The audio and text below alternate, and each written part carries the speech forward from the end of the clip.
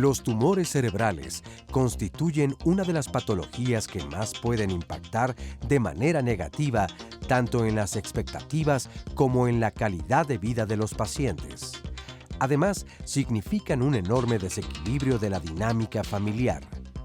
Debido a que el cerebro está contenido dentro del cráneo, que tiene una cantidad limitada de espacio, un tumor que está creciendo puede causar un daño importante al cerebro, ya que al presentarse en partes del cerebro que controlan habilidades como el habla, la vista y el pensamiento, podría necesitarse rehabilitación como parte de la recuperación según las necesidades de cada paciente. Hoy, los especialistas en Diálogos en Confianza nos informarán cuáles son los factores de riesgo relacionados con el desarrollo de un tumor cerebral, así como los síntomas que el paciente presenta, los estudios que debe realizar para su diagnóstico y las opciones de tratamiento y rehabilitación. Bienvenidos a Diálogos en Confianza. Qué gusto estar con ustedes este lunes, en donde les tenemos un tema que podrá sonar algo ominoso, porque vamos a hablar de tumores del sistema nervioso central, específicamente del cerebro. Y siempre que hablamos de cáncer, la gente tiende a asustarse mucho, y aquí les hemos dicho que mientras más temprano se diagnostique una enfermedad, va a ser mucho más fácil su tratamiento. Pero el objetivo del día de hoy es que nos enteremos todo cómo está la ciencia en relación a tumores cerebrales, y sobre todo vamos a ver los avances tan grandes que ha tenido los tratamientos en relación a este tipo de tumores. Es un tema muy interesante que tenemos el día de hoy. ¿Cómo estás, Oscar? Pues bien, contento de iniciar una semana más aquí en Diálogos en Confianza, y además de tocar un tema tan importante como este. Yo creo que debemos estar muy al pendiente precisamente de todos los avances médicos y científicos, y esta es una buena noticia, pero como bien dices tú, lo importante es que esté dentro de nuestra voluntad el asistir al médico, a los especialistas, y cuidar nuestra salud, y sobre todo en un caso donde se puede prevenir, si se aparecen ciertos síntomas, entonces atenderse de forma inmediata. Pero bueno, para las preguntas y comentarios están precisamente las redes sociales para que ustedes puedan hacer uso de ellas y nos compartan precisamente todo lo que opinan y lo que quieren saber acerca de este tema. Están las páginas de Facebook, de Twitter. En Facebook pueden encontrar el Facebook Live, ver el programa en vivo y también llevárselo a donde ustedes quieran. En internet la dirección es www.canal11.mx /diálogos. También está la línea telefónica, y el número para comunicarse es el 51 66 40 00. Saludo con mucho gusto a nuestras amigas y compañeras, a Fabiola Ruiz y a Istiel Caneda. Ellas son las intérpretes en la lengua de señas mexicana y nos acompañan como todos los días. Y así como todos los días también tenemos pues un público maravilloso que nos acompaña aquí, que seguramente más tarde pues estaremos escuchando sus testimonios y parte de cómo han vivido esta situación. Y bueno, pues a quienes nos pueden ver también a través de la señal internacional de Canal 11 y a nuestra y nuestros especialistas. Oye, cuando yo estudiaba medicina, como todos los que hemos estudiado medicina, llevamos neuroanatomía, nos enfrentamos contra una pared tremenda que tenemos que subir, porque yo me acuerdo que la llevé en el primer semestre y era ponte a sudar, porque era muy difícil, la verdad, comprender la anatomía del sistema nervioso. Claro que en medicina nos la dan un poco más complicado de lo que les vamos a enseñar ahora, pero vamos a ver una cápsula que está muy sencillo comprender en qué está dividido el cerebro para poder saber qué áreas se pueden afectar por ese tipo de tumores. Vamos a ver esta cápsula de la anatomía del cerebro. Esta imagen es como si estuviéramos viendo el cerebro desde una cara lateral, como si estuviéramos viendo el hemisferio del lado izquierdo en una cara lateral, ¿de acuerdo? Y cuando vemos una cara lateral, lo primero que nos llama la atención es esta estructura de aquí, que se llama cisura de Silvio, y esta estructura de aquí, que se llama cisura de Rolando, ¿de acuerdo? La cisura de Rolando nos va a dividir el lóbulo parietal del lóbulo frontal, y la de Silvio, el lóbulo frontal del lóbulo temporal.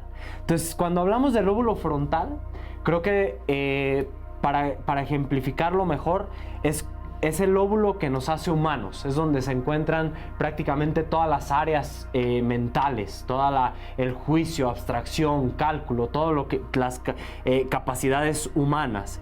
Si nos vamos a la parte más posterior de este lóbulo, es justo donde está el área del movimiento del cuerpo. Si estamos hablando de esta área en el hemisferio izquierdo es prácticamente la que mueve el cuerpo del lado derecho, y entonces hay una área, por ejemplo, una área de la cara, una área de la mano, que le dice a tu mano, muévete mucho, muévete poquito, ráscate la frente, tócate la pierna. Esta área que está en azul es el área sensitiva, es el área sensitiva primaria. ¿Qué quiere decir?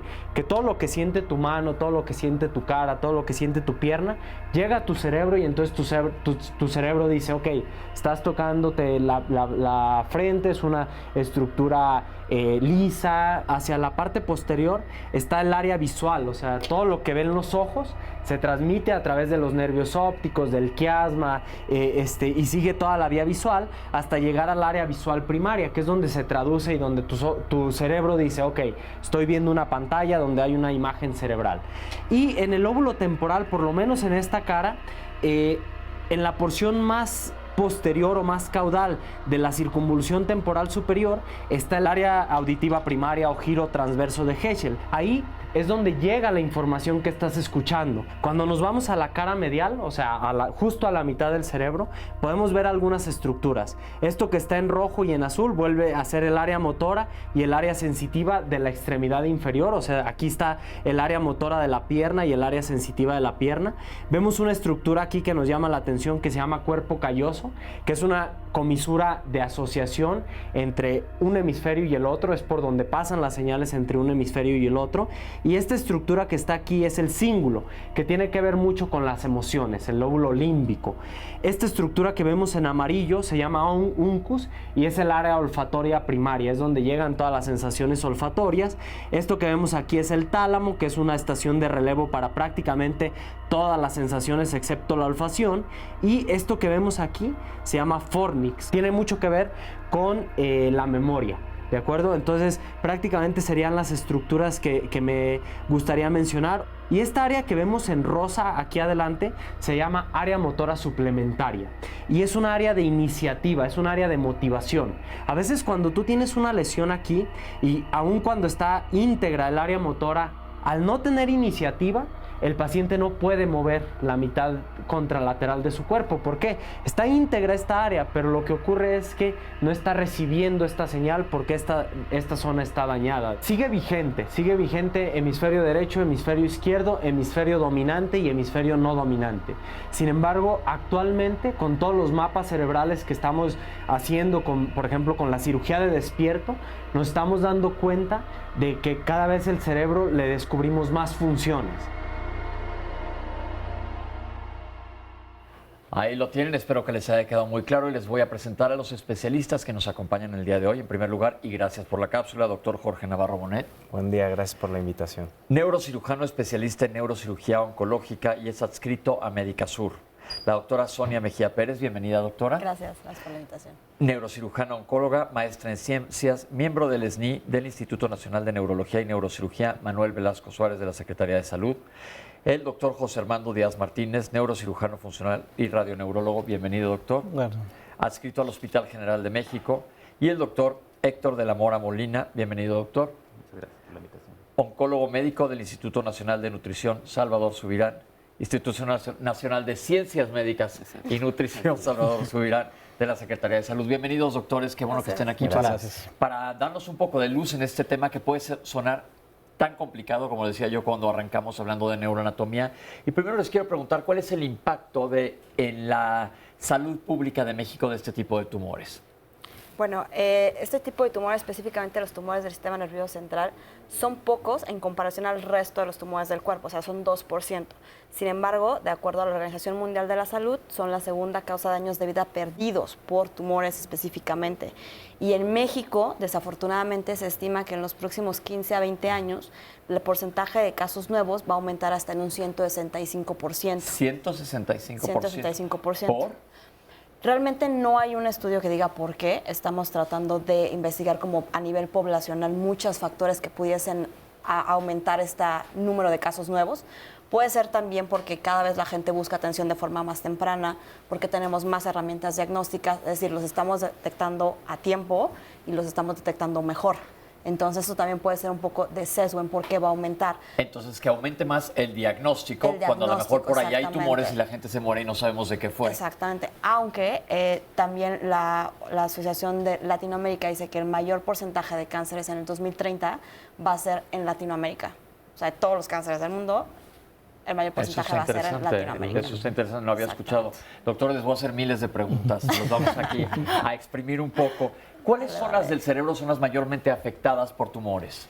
La realidad es que un tumor cerebral puede afectar cualquier parte del cerebro. La localización puede ser sobre todo en el lóbulo frontal, que afecta más el lóbulo frontal porque es el lóbulo más grande. Es el lóbulo más grande del cerebro, pero puede afectar cualquiera de los lóbulos cerebrales. Y en base a eso es que va a dar la clínica. No todos los tumores cerebrales dan la misma clínica, basado en eso que acabamos de ver, en las funciones de cada lóbulo cerebral. La clínica quiere decir lo que presentan los pacientes y nosotros los médicos captamos, pero tenemos una cápsula que nos enseña el panorama general de los tumores cerebrales y ahorita regresamos con nuestros especialistas.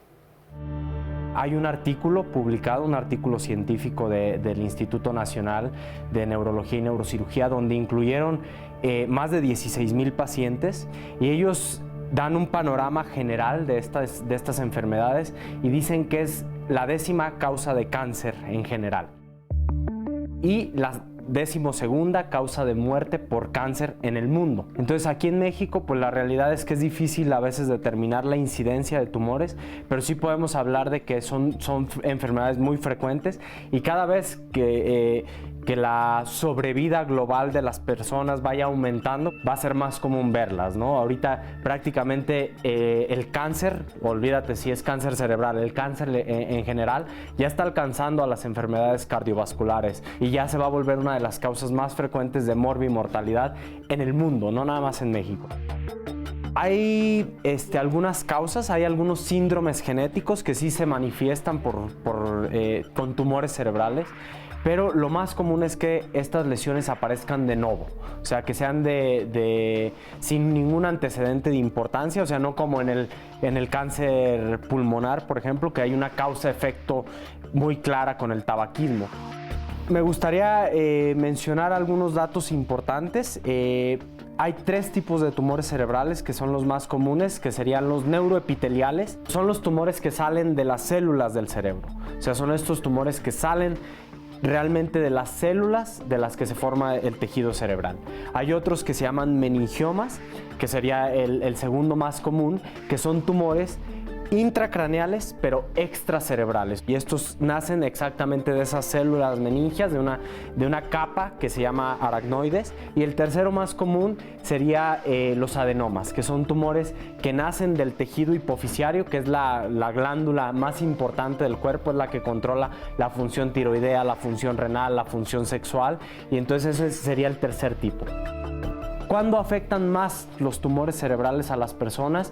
Estos 3 tipos que te acabo de mencionar afectan sobre todo en la 3ª y 4ª década de la vida. A excepción de los meningiomas, que sí afectan más a mujeres que a hombres, realmente la predilección por género es igual en adenomas y en astrocitomas, pero en meningiomas sí la relación mujer-hombre es 2:1, o sea, afecta 2 mujeres por cada hombre. Y algo muy importante, ahorita estoy hablando solo de adultos, pero en pacientes pediátricos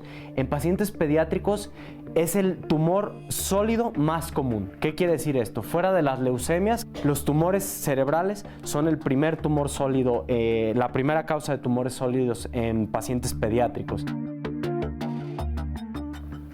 Queda perfectamente claro, pero vamos a reafirmar un poco de conceptos. Entonces, en los tumores del cerebro puede haber tumores del tejido cerebral primario, de la glándula hipófisis, que ya tuvimos una plática aquí en Diálogos en Confianza sobre el tema, y si lo quieren revisar lo pueden encontrar en YouTube, y de las meninges, que son el recubrimiento del sistema nervioso central. Hoy nos vamos a enfocar a hablar de los del tejido cerebral.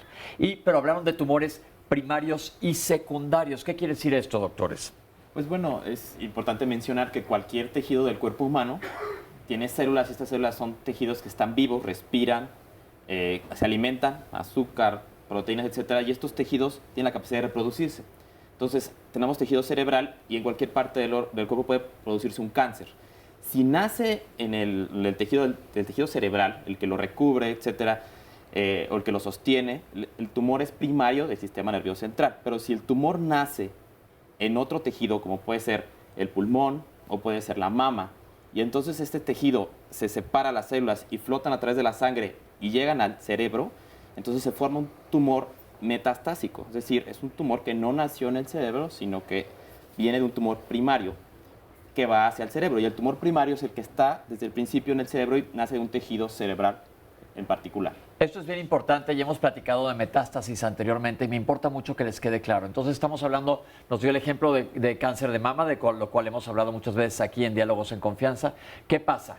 Hay cáncer de mama, el cáncer que está ahí se mete al sistema linfático o a la sangre y como si se metiera al metro y va a otra estación que es el cerebro, se baja ahí y ahí crea más cáncer. Eso es un tumor metastásico o secundario. Se habló ahorita de que va a crecer la estadística. Y en la cápsula se dijo que no estamos totalmente seguros, pero podemos decir que hay factores de riesgo para desarrollar tumores en el sistema nervioso central. Bueno, existen algunos factores, las cuestiones genéticas, eso sí ya está... Si hay, es decir, si tu familia tuvo, es Sí. más factible que tú vayas a claro, tener. si hay ciertas enfermedades que están ya predeterminadas a que eso no se puede cambiar. ¿Cómo cuáles? Bueno, por ejemplo, si hay ciertos síndromes, cuestiones genéticas que ya si el paciente tiene aumenta el riesgo. Por ejemplo, si un paciente tiene un familiar que tiene un glioma, que es decir, un tumor primario del cerebro, aumenta el riesgo. No significa que lo vas a padecer, pero, tu sí, riesgo pero eso aumenta, aumenta el riesgo de que puedas padecerlo. Y otros ejemplos es neurofibromatosis. Neurofibromatosis. Neurofibromatosis tipo 1, tipo 2, que son enfermedades en las que ya naces con un defecto en tus genes y tú transmites a tus hijos y tus hijos tienen el riesgo. Y otro ejemplo es Li-Fraumeni, que también Li-Fraumeni. es un defecto muy peculiar y tienen la posibilidad de tener tumores no solo en el sistema nervioso central, sino en otros. Ok, entonces básicamente la herencia juega un papel importante y síndromes específicos. Los síndromes específicos son síndromes más extraños. Habló de neurofibromatosis, que es una enfermedad extraña, y la otra enfermedad que mencionas también es algo extraña. Ahí ya se diagnosticarán específicamente. Vamos a tener que hacer un corte, pero vamos a regresar con ustedes. Recuerden que están abiertas nuestras redes sociales para que Oscar reciba todos sus comentarios. Vamos a un corte y regresamos con ustedes aquí a Diálogos en Confianza.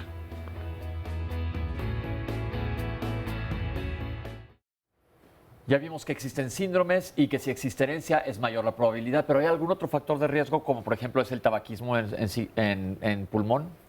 El tabaquismo es uno de los factores de riesgo, exposición a ciertos factores ambientales como arsénico, pero la verdad es que son pocos los que se han comprobado que sí causen un aumento en la incidencia de tumores. Nos comentabas de una población En Nueva Rosita, Coahuila, tienen la tierra es rica de arsénico y aumenta sobre todo cáncer, pero cáncer de vejiga y algunos otros tipos de metástasis asociadas a este tipo de que pueden presentarse en el cerebro, pero son raros los factores ambientales. Oye, y hay un comentario de Carlita Balcázar que dice, no habla obviamente de que sea una cuestión que pueda provocarlo, pero donde sí se puede poner atención tal vez en cuanto a prevención. Dice, sí, el problema es en el sistema, si el problema es en el sistema nervioso, existe alimentación especial para calmar el sistema nervioso, sobre todo el simpático. Sin embargo, jamás hablan los médicos alópatas de eso. Ojalá el médico de nutrición pueda hablar precisamente del tema. La alimentación es tan importante que resulta ser la causa en algunos casos y la solución. Aquí hemos hablado, ya tuvimos un programa de alimentación, de nutrición clínica y se salió a la luz que no había evidencia, medicina basada en evidencia que un alimento te va a evitar que te dé un cáncer. Sabemos que, por ejemplo, en cáncer de colon, mayor fibra te protege, pero el sistema nervioso central, si comes más o menos de una cosa, no te cura o te va a causar que te dé. Lamentablemente, la nutrición es importantísima, básica, pues, pero en general algo que vaya a prevenir un tumor en particular, no existe eso. Pero evidentemente eso es la recomendación de comer de una manera completa, eso siempre será un... Y le recomendamos que chequen nuestro programa, ya lo tuvimos aquí de alimentación sana en YouTube. Doctores, ¿a partir de qué edad se puede presentar un tumor? Realmente se puede presentar en cualquier edad. En cualquier edad, de hecho aparece en la cápsula regularmente estos tumores, cuarta y quinta década de la vida. Pero desde niños. Incluso lo que también mencionaba ahí en la cápsula es que en niños, cuando pensamos en tumores sólidos, los tumores del sistema nervioso central son la primera causa de tumores sólidos en pacientes pediátricos. ¿Qué quiere decir eso? Que las leucemias, que son el cáncer de la sangre, esa es la causa número 1. Pero cuando hablas de un tumor sólido, los del sistema nervioso central son la primera causa en niños. El sistema nervioso central abarca pues muchísimo, es como nuestro disco duro que tenemos en nuestro organismo, entonces puede dar muchos síntomas, pero ¿hay síntomas en qué pensar cuando alguien tiene un tumor cerebral? Sí. Por ejemplo, si afecta el lóbulo frontal del lado izquierdo, puede presentarse con alteraciones del lenguaje, o sea, dificultad para articular palabras o para entender palabras. Puede manifestarse con debilidad contralateral, o sea, debilidad de la mitad de su cuerpo contrario a donde está el tumor. Déjame te interrumpo, pero la gente que nos está viendo, ¿qué síntomas pueden tener? Que vayan a debilidad, dificultad para hablar, dificultad para entender, ¿qué más? Alteraciones en su vista, okay. que no vean con una parte de su ojo, o sea, que déficit campimétrico les llamamos nosotros, que dejen de ver la mitad así como si trajeran como los caballos. Exacto, como un caballo. Alteraciones sensitivas, pueden tener hormigueos, pueden tener adormecimiento o crisis convulsivas, ¿no? O sea, es muy amplio el panorama. 70% se presentan con un déficit neurológico. ¿Qué es un déficit neurológico? Toda esta lista que acabamos de nombrar. Ok, y sí. A mí me gustaría también acotar dolor de cabeza. O sea, el dolor de cabeza es un síntoma demasiado común. Al ser un síntoma demasiado común, pues evidentemente la mayoría de los dolores de cabeza no van a ser un tumor. Sin embargo, nosotros como médicos les damos banderas rojas, que son como puntos a los dolores de cabeza cuando debe de acudir con un médico inmediatamente a un paciente. O sea, el dolor de cabeza que se presenta de manera aguda, es un dolor que nunca existía, ¿no? No es el de siempre, sino es un dolor nuevo, un dolor muy intenso, un dolor que me despierta en la noche, un dolor que cuando hubo un esfuerzo empeora, etcétera. O sea, hay diferentes, estas banderas rojas deben a nosotros llevar a buscar una atención médica inmediata. O sea, esto es bien importante. Como ven, los síntomas son muy vagos y siempre lo hemos dicho aquí cuando hemos tocado temas neurológicos. Ante cualquier déficit neurológico, como dijo el doctor, de repente no puedo hablar, de repente no puedo ver, de repente se me adormecen las piernas. Si esto te pasa de repente y nunca te había pasado antes, ve a checarte. No quiere decir, como acaba de aclarar el doctor, que ni todos los dolores de cabeza, es más, la minoría de dolores de cabeza van a ser tumorales, pero es mejor checarse, sobre todo si yo soy alguien que siempre ha tenido, hablamos de migrañas hace poco, y de repente tengo un dolor que es diferente, le voy a ir a comentar a mi neurólogo que tengo un dolor diferente, o a cada rato se me está durmiendo un pedazo de la pierna, eso puede tener que ver con la columna, no necesariamente quiere decir que tengo un tumor en la cabeza, pero estos nada más son focos para pensar, oye, algo no está bien, no me voy a quedar esperando a ver qué pasa, sino irte a checar. No queremos crear pánico y vamos a ver cómo se diagnostica una tumoración a nivel del sistema nervioso central. En el cerebro tenemos esta cápsula. Los tumores cerebrales están afectando el cerebro, ¿no? El cerebro es la computadora principal, ¿sí? Entonces va a depender mucho de la localización para que den síntomas, ¿sí? Pero hay tumores que sí pueden pasar desapercibidos, ¿no? O presentarse con síntomas muy sutiles. Por ejemplo, dolor de cabeza. 50% de los tumores cerebrales tienen dolor de cabeza. Y hasta un 77, prácticamente un 80% de ellos se clasifican como cefaleas tensionales. Entonces, pues si tú te das cuenta cuánta gente no va con un médico y le dice, no, tu dolor de cabeza es tensional, tu cefalea es tensional y podría estar tratándose de un tumor cerebral. Fuera de estos síntomas, hay estudios de imagen que nos han facilitado muchísimo el trabajo. Podemos empezar hablando de la tomografía. La tomografía es un estudio que es radiación ionizante, eso es importante mencionarlo, pero es un estudio que obtienes en 3-5 minutos máximo. Y entonces, aunque no es el estudio ideal y hablándolo de manera muy coloquial, podría hablarte de que estamos tomando una foto del cerebro en blanco y negro, sí nos da una orientación, ¿no? Sí podemos detectar ahí algunas situaciones que nos podrían orientar hacia un tumor cerebral. Pero hay un método que es el ideal, que es la resonancia magnética, ¿no? La resonancia magnética, y siguiendo en esta analogía, es como si tomáramos una foto a color del cerebro. Es un método mucho más avanzado, obviamente es un poquito más tardado. La obtención de una resonancia de encéfalo debe de durar entre unos 30 minutos a 60 minutos dependiendo de las secuencias que solicites, pero incluso en la resonancia hay una secuencia que se solicita, que es una espectroscopía y que es como si tú tomaras una biopsia cerebral, o sea, ponen un voxel, un sitio dirigido a la lesión, y entonces te mandan los metabolitos que se están representando en esa lesión, y entonces tenemos picos de algunos metabolitos de colina, de lactato, que nos pueden orientar remontar a pensar qué tipo de tumor o qué tipo de lesión estamos enfrentando. Entonces es el estudio más avanzado, pero a veces es difícil que cuenten todos los hospitales de México con este estudio, ¿no? Sin embargo, en la mayor parte del país sí hay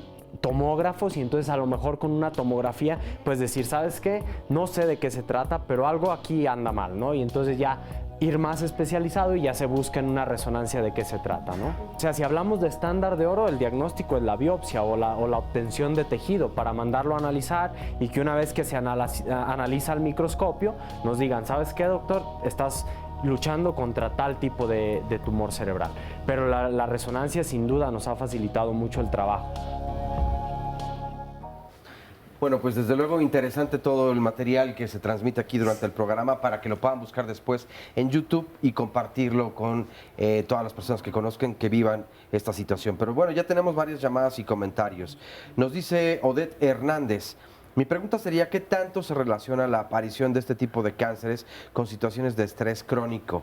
Además, tengo conocimiento de grafología y el daño cerebral afecta significativamente los trazos gráficos. La letra tiende a ser más angulosa y temblorosa por la pérdida del control fino. Ojalá puedan atenderme. Muchas gracias. Marco Polo Martínez dice, bueno, me gustaría que la doctora Sonia Mejía nos compartiera cuáles son otros factores de riesgo que tenemos que atender para nuestros pacientes. Fátima Bernal nos comparte, mi mamá tuvo glioblastoma multiforme. Es importante que tanto la familia como paciente tenga apoyo emocional y orientación constante, ya que la enfermedad devasta no solo al paciente, sino también a la familia, ya que hay discapacidades múltiples en el paciente y la familia no está preparada para apoyarlos. Gabriela Tena Rodríguez nos dice o pregunta, ¿la migraña puede ser entonces un indicativo de que pueda existir un tumor cerebral? Elisa Mendoza, yo perdí el sentido del olfato, solo distingo algunos olores dulces por segundos. El otorrino me dijo que es irreversible, me hizo una tomografía y todo bien, pero ¿pueden decirme si debo realizarme algún otro examen para estar mucho más segura? ¿A qué médico debo de acercarme? Claisa78 nos dice, mi hija fue diagnosticada con esclerosis tuberosa y ha desarrollado tumoraciones en el sistema nervioso central. Dado su diagnóstico, ¿cómo se separaría la evolución de estos tumores? Lamentablemente no hemos encontrado centros de apoyo o información al respecto. Rodolfo Molina, ¿qué tan peligroso es un tumor de 1 centímetro en la glándula pituitaria? Rosa Muñoz, a una hija le dio una embolia. Cuando empezó el programa, vi que muchos de los síntomas que mencionas los tiene ella, como el no mover el lado derecho, y respecto a los nervios, lleva como 15 años con ese problema. No mueve la mano derecha, solo el hombro, pero todo lo demás no lo mueve. Hasta ha adelgazado más del lado izquierdo y quisiera saber si aún podría haber terapias para ella. Además, no puede hablar bien todavía y en ciertas rehabilitaciones me dicen que no hay forma. Aparte, tengo 2 hijos que les duele mucho la cabeza y se supone que es una migraña. Quiero saber si eso podría detonar en algún momento en la formación de algún tumor.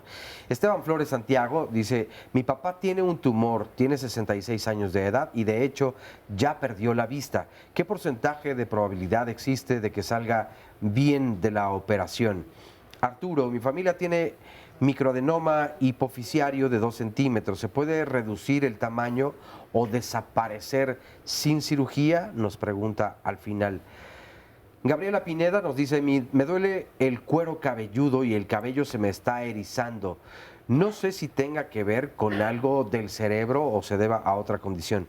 Y Javier Torres nos dice, hace 4 años me extirparon un tumor de 8 centímetros de diámetro por 12 de altura.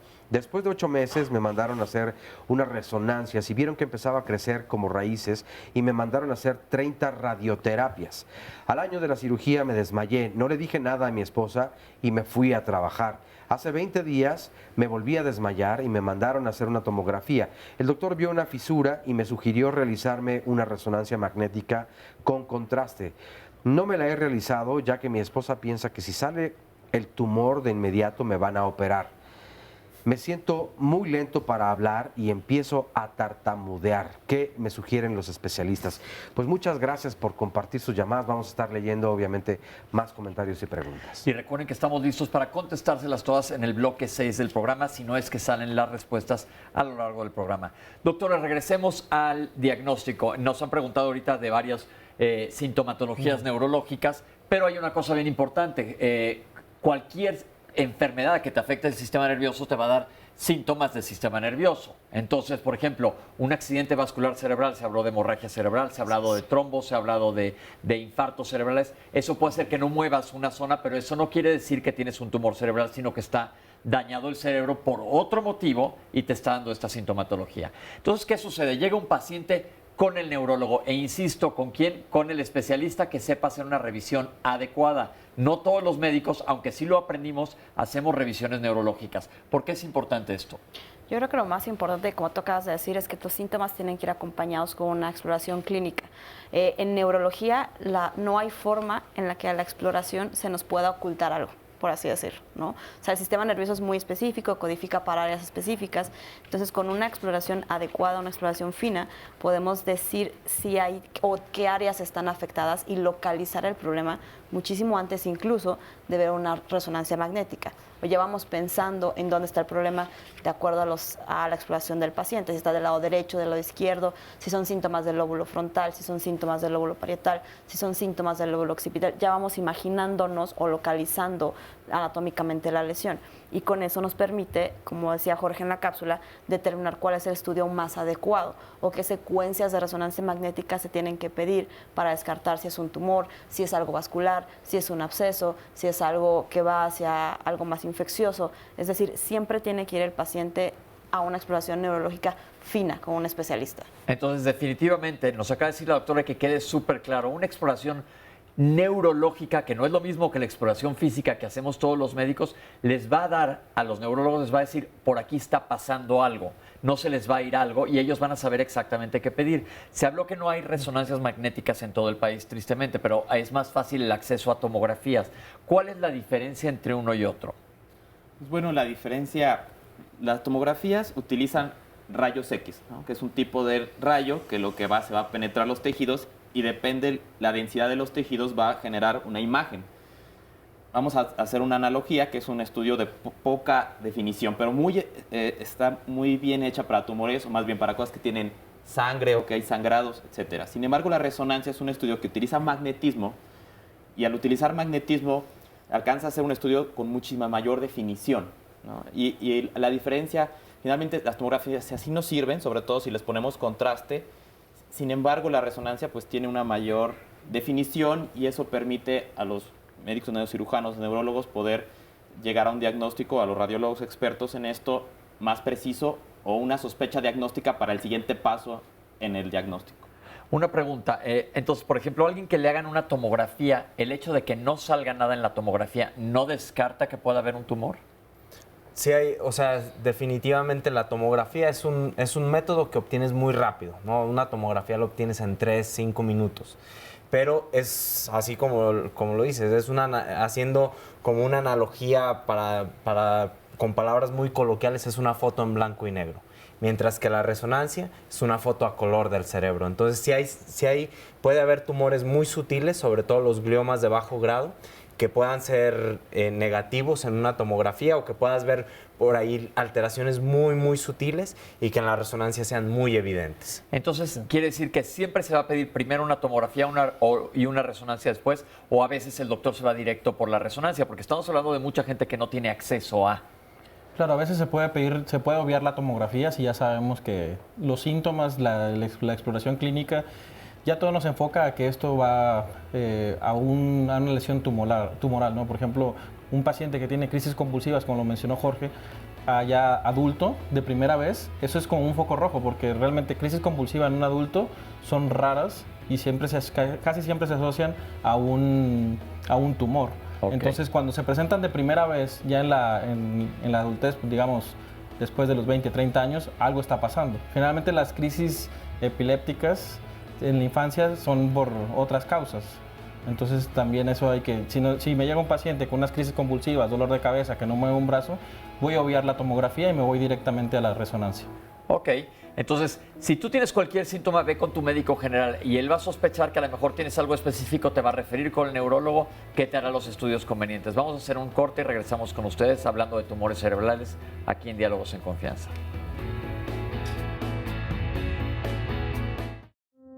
Pues yo soy familiar de una paciente que se encuentra una enfermedad cerebral, ¿no? Un tumor cerebral para ser más precisos. Los síntomas que presentó fue pérdida de movilidad en el lado derecho de su cuerpo. También presentó un poco de dificultad para comunicarse, para el habla. Manifestaba que se encontraba un poquito desorientada, que tenía dificultad para recordar algunos aspectos. Pues acudimos a un neurocirujano para ver qué estaba pasando, ¿no?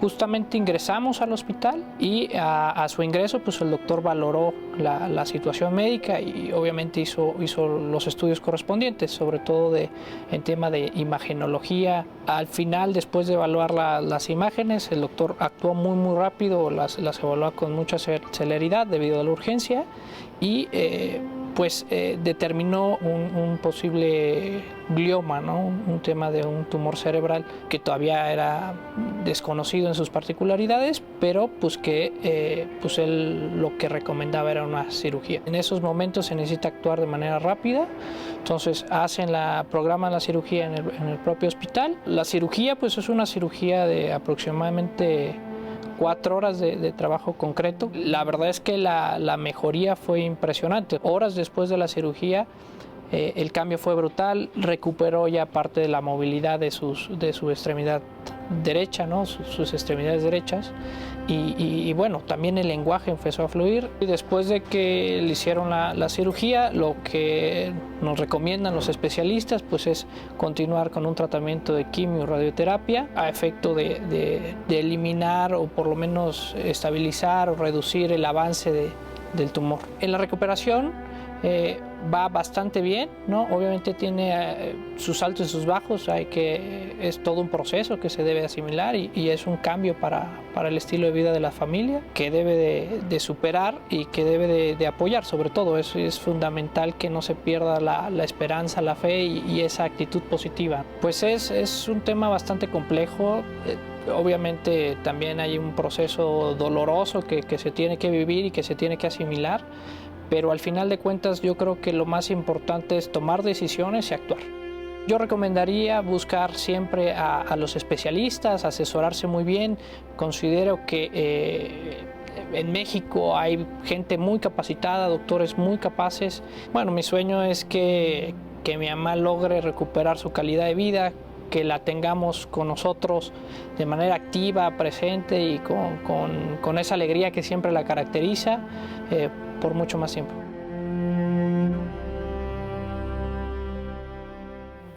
Vamos a escuchar más testimonios. Hola, Celia. Buenos días. ¿Qué nos vas a platicar? Bueno, pues mis síntomas empezaron al final del año pasado. Empecé a ver borroso con el ojo izquierdo. Entonces empecé a ir con el oftalmólogo. Me hicieron todo enero una serie de pruebas muy detalladas de mi vista y al final del mes me dijo el doctor que no era del ojo, que me iban a sacar una radiografía. En esa radiografía vio que había... ¿Radiografía o tomografía? Una radiografía me mandó sacar y me dijo que ahí se veía que había algo, pero que él no era una persona capacitada para diagnosticarme, pero que de los ojos no era. Me mandó con una neurocirujana, la doctora Sicajal, y ella me mandó a hacer una serie de estudios en donde ya me incluyó una resonancia y de inmediato me dijo que era un tumor en la cabeza. Esto fue en febrero y en marzo me operaron, me hicieron una operación por la nariz. ¿Sabes qué tipo de tumor era? Tumor, calcinoma, el que dijeron al principio. ¿Cuál? Calcinoma. ¿En dónde estaba? En la silla turca. En la hipófisis. En la hipófisis. Entonces no era un tumor primario del cerebro, del tejido cerebral, sino que era un tumor de la glándula hipófisis, que es la pituitaria también se llama. Sí, me dijeron que estaba el tumor, encima una bolsa de agua, encima mis nervios ópticos que estaban oprimiéndose contra el cerebro. Porque a la hora que crece te está aplastando los nervios. Sí. Afortunadamente, este tipo de tumores, les recomendamos que vean el programa que tuvimos de la hipófisis. Este tipo de tumores generalmente les va muy bien. ¿Cómo está ahorita?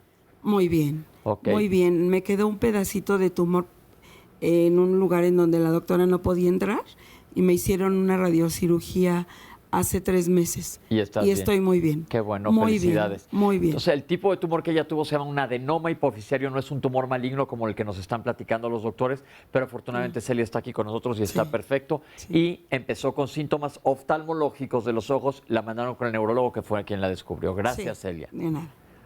Hola, Socorro, ¿cómo estás? Hola, buenos días. Bueno, pues yo les voy a platicar del caso de mi mamá. Ella es una paciente que lleva 5 años en hemodiálisis. Ella tiene insuficiencia renal.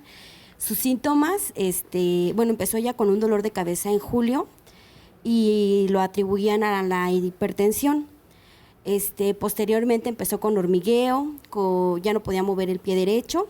Fuimos con un neurólogo. El neurólogo le mandó a hacer una tomografía y ahí salió que tenía el tumor. Tomó un tratamiento oncológico ¿Antes de operar? antes de operar porque nos comentaban que con eso podía hacer que le redujera el tumor. tamaño. Pero pues no, fue un meningioma y ya hace 15 días el doctor Jorge operó a mi mamá y mi mamá, gracias a Dios, está bien. Y aquí está. Qué bueno. Meningioma es el otro tipo de tumores que hablamos al principio. Meningioma es la bolsita de diferentes capas que cubre el sistema nervioso central. No es un tumor del tejido cerebral como los malignos que nos han platicado los doctores, que ahorita vamos a regresar a hablar un poco más de ellos. Pero está bien, Tuma. Sí, aquí está. ¿Cómo se siente, señora? Bien, en recuperación, pero estoy bien. Qué bueno, Sí, qué ya bueno. puedo mover el pie, la mano, que ya no tenía movimiento. Perfecto, muchas gracias. Ahora sí, doctores, regresamos con ustedes. ¿Cuáles son los tipos de tumores de los que estamos hablando primarios del tejido cerebral? Existen 3 tipos de tumores primarios que son, por nombres, es astrocitoma, oligodendroglioma y ependimomas. Esos 3 nacen del tejido que rodea a las neuronas, que son pues, las estrellas del cerebro. Y dentro de esos 3 tipos se llaman así porque es el nombre derivado de la célula de la que nacen, ¿no? Lo que sí es muy importante diferenciar es que es como el nombre y el apellido que les ponemos los médicos es qué tan agresivo es el tumor y el apellido es el grado. Hay grado 2, 3 y 4. El más agresivo de todos son los grados 3 y 4, que son los que más vemos desafortunadamente. ¿Y alguno de ellos es más agresivo que otro o menos agresivo? Todos los que sean 3 y 4 se consideran como los más agresivos. Del estirpe, del tipo de tumor. Los astrocitomas. Los astrocitomas son los más bravos que Así existen. es. Ok. Ahora, lo que llama la doctora que les da calificaciones es que hemos hablado de tumores varias veces aquí. Se estudian para estatificarlos, es decir qué grado de tumor es, porque eso va a tener mucho que ver con el pronóstico. ¿Qué sucede? Ya le hicieron la tomografía a un paciente, ya le hicieron la resonancia magnética, ya se hizo la exploración física. ¿Qué sigue? Llega con el neurólogo y él los refiere con el neurocirujano. ¿Y qué pasa con el paciente? Ahí esa pregunta es muy, muy interesante y muy buena porque en la actualidad el manejo, el consenso integral, o sea, en prácticamente todos los grandes sedes del mundo, es que la cirugía es el factor pronóstico más importante en este tipo de tumores. O sea, le llamamos nosotros resección máxima segura. ¿Qué quiere decir? Entrar, hacer una cirugía en donde quites la mayor cantidad de tumor, pero que saques al paciente sin déficit. Y eso sí se puede lograr. ¿Qué quiere decir esto? Que se quite la mayor parte del tumor, pero que como el tejido cerebral es muy, muy delicado, no lo vayas a lastimar dentro de una cirugía. Por ejemplo, a mí me operaron el intestino, me cortaron un cacho de intestino y lo juntaron y ahí está bien porque se juntó el intestino y no pasa nada y se me inflamó alrededor y luego se desinflamó.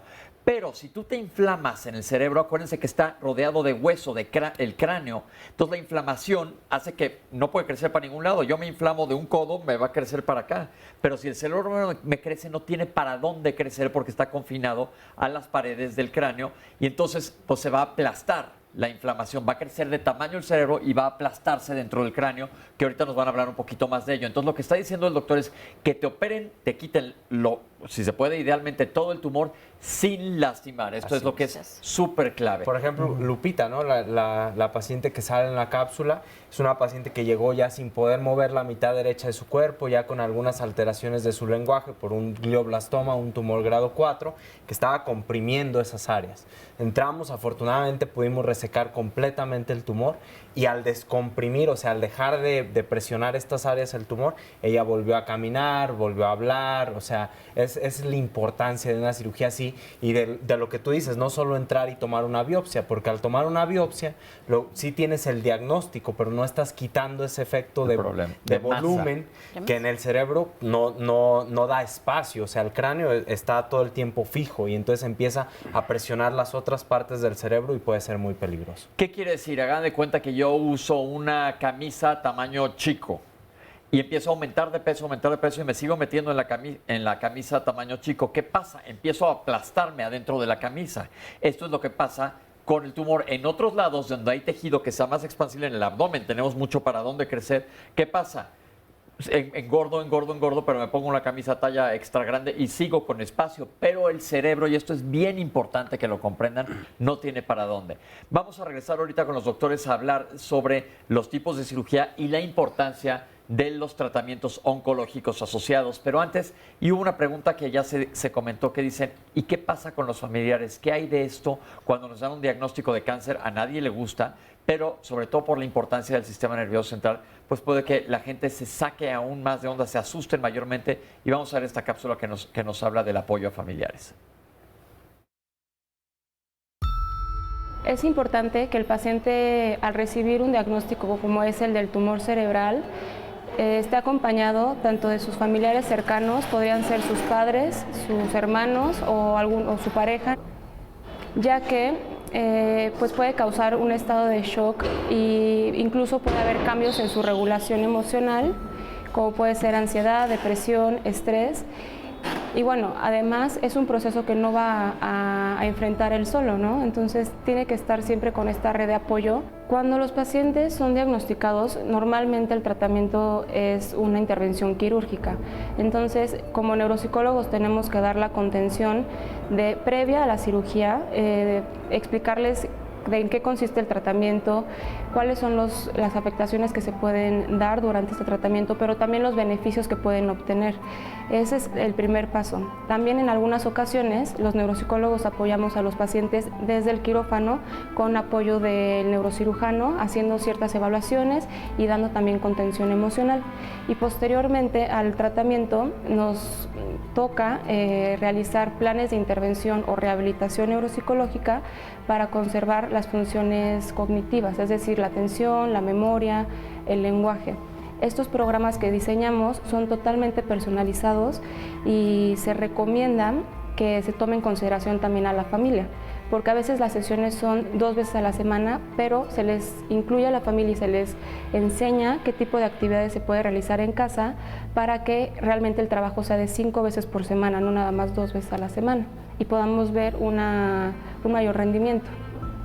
Es importante que sepan que hay especialistas que nos dedicamos a dar este apoyo emocional, pero también la rehabilitación, que a pesar de que puede haber alguna afectación por el daño orgánico, también hay funciones que se están conservando y que se pueden recuperar en cierto porcentaje. Por lo tanto, al recibir el diagnóstico sí es algo muy impresionante, pero que sepan que cuentan con el apoyo de los especialistas para conservar y optimizar las funciones tanto cognitivas, conductuales o emocionales. Es bien importante esta parte, no la perdamos nunca en cuenta porque sufre la gente. Oscar, ¿qué pasó? Pues hay varias llamadas y comentarios. Adriana Camacho nos dice, ¿los aneurismas pueden ser hereditarios? Obed Márquez, a mi hija le daban fuertes dolores de cabeza y comentaron 3 médicos que eran paperas. Falleció por un tumor en el tronco cerebral. Yo vivo en Nueva Rosita, Coahuila, nos dice Hilda Margarita Esqueda, Zaragoza, y escuché que ahí hay mucho arsénico que provoca la incidencia de cáncer. Mi pregunta es, ¿en qué se encuentra el arsénico? ¿Dónde lo puedo encontrar y evitar, desde luego? Obed Márquez nos dice, ¿pueden hablar de la nueva máquina en Jalisco para combatir los tumores cerebrales, por favor? Gamma Knife. Ahorita hablamos de ellos, sí. Estos son los programas que ayudan tanto a prevenir como a poder sobrellevar la enfermedad o al enfermo. Gracias por ayudarnos a informarnos, nos dice Rose. Mi hija fue diagnosticada con higromas hace 10 años. Tiene cambios de humor muy extremos. ¿Hay cura o algún tratamiento? Han aumentado de tamaño, nos comparte Margarita. También por otro lado nos dice María de la Luz, Rodríguez, ¿qué es un tumor aracnoideo? Por otro lado, esta otra llamada es de María del Socorro Curi. Me detectaron meningioma de 11 milímetros entre la aorta y el nervio óptico. ¿Qué tratamiento es el recomendable? José Luis Padilla, ¿el vértigo tiene algo que ver con los tumores cerebrales? Un anónimo nos dice, tengo fractura cráneoencefálico por un accidente hace 14 años. Esta podría ser también una causa de tumoraciones. Ricardo, ¿cuándo o cuánto puede durar una persona con glioblastoma? Tengo una hija, nos dice Isabel Velázquez, de 53 años, a quien le diagnosticaron que su cerebro se le está haciendo pequeño y que supuestamente con el tiempo le va a empezar a salir líquido hasta por los ojos. Los médicos le dicen que su cerebro tiene una edad como de 70 años. Irene, cuando me agacho y me reincorporo, me punza mucho la cabeza. Es como si se me inflamara el cerebro. Ya me han descartado cualquier problema del cerebro por medio de una tomografía, pero al hacer cualquier esfuerzo, incluso al evacuar, tengo estas punzadas terribles en la cabeza. ¿Con quién puedo asistir para que me hagan un chequeo de todo esto? Angelina Castro, mi hija de 41 años tiene dolores muy fuertes de cabeza. Ya le han hecho tomografías y no tiene ningún tumor. Sin embargo, sus dolores siguen. Toma un medicamento muy fuerte y creo que ya le está afectando. ¿Qué más se puede hacer? Juan José Soto Rosales, ¿cuáles son las causas que se conocen por las cuales está aumentando considerablemente el porcentaje de tumores en el cerebro, sabiendo que ocupa el 12º lugar? Esto seguirá en aumento. Entre el cráneo y los lóbulos cerebrales hay un espacio milimétrico. ¿Qué le sucede a la persona cuando de repente siente que el cerebro toca el hueso? Como si se expandiera como un globo, sin causar más que la sensación de crecimiento, sin provocar dolor.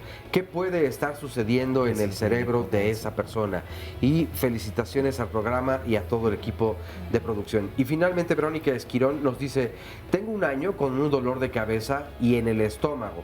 Fui al doctor y me dijeron que era por nervios, por estrés. ¿Podrían ser también síntomas de un tumor? Y por eso veíamos en la cápsula anterior también lo importante que es un tratamiento interdisciplinario. Es decir, pues varios factores pueden afectar. Evidentemente, pues hay que tomarlos en cuenta cuando menos para ver qué es lo que ocurre. Pero es momento de hacer una breve pausa aquí en Diálogos en Confianza y regresamos inmediatamente.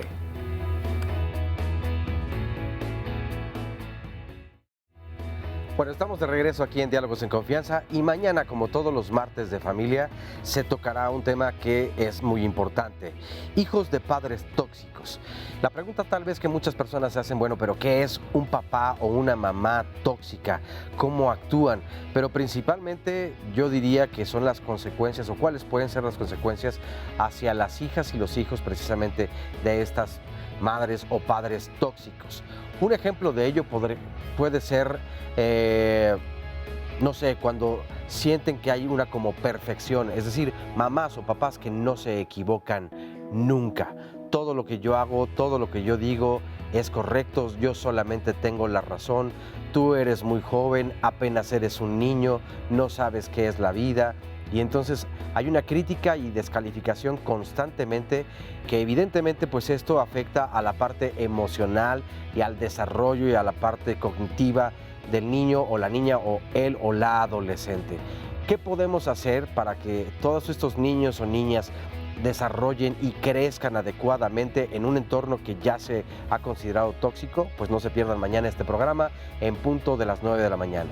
53 41 44 35 es el teléfono para que marquen ahora mismo y con mucho gusto les apartamos un lugar. Resumen de la primera parte. Bueno, este tipo de tumores, específicamente los tumores del sistema nervioso central, son pocos en comparación al resto de los tumores del cuerpo.